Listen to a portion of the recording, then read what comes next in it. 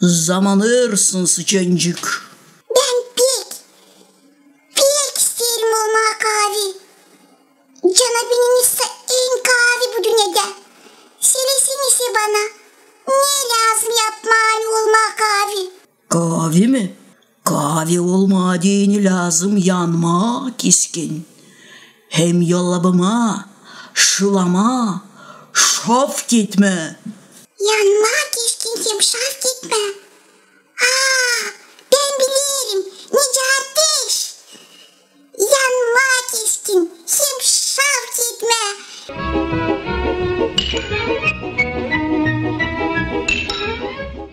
Şimdi bir anda alacağım kahvesin kuvveti nice güneş.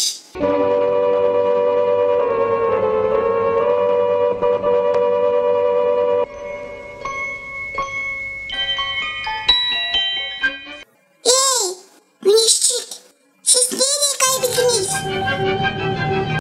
O bulut beni kapadı. O zaman çıkar. Anne bulut daha kahve. Bulutçuk.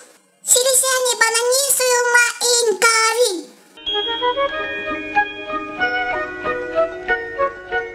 Ne söyleyeyim sana? Lazım gerilme bütün göke. Hani kaplama bütün gökü. Da çakma, da gürüldeme.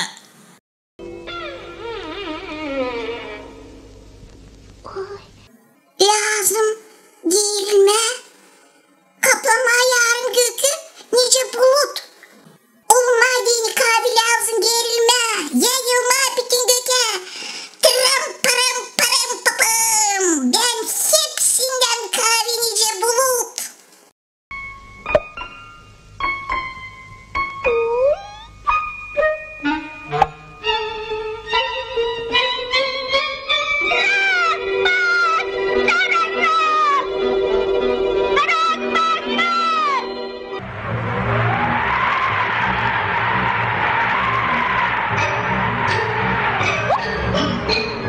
Siz nereye bulutçuk?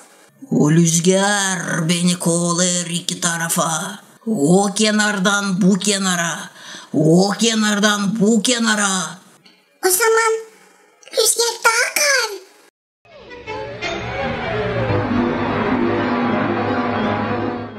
Rüzgar.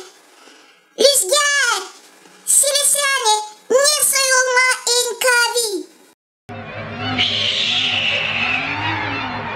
Lazım üfleme. İsme keskin. Uçma. İsme. Sıklık etme. Uçma hem sıklık etme. Şimdi ben oldum nice rüzgar.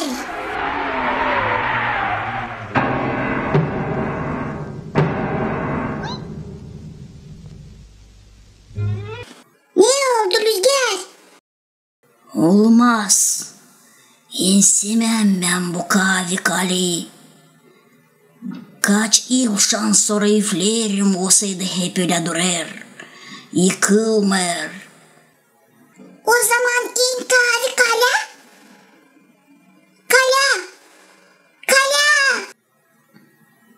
No. Şimdi ben elbette bilirim hani siz hepsinden kahveyisiniz.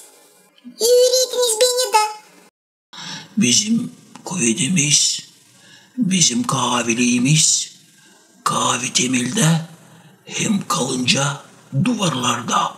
Ama yok bizim radımız sıçanlardan. Her yerde yapındılar, yuva, delik yaptılar, dilimde şekersini. Şansora yıkılacak duvarlar. Niye su sıçanlar? Yev sıçanlar hem kır sıçanları. Kır sıçanlar hem yev sıçanları.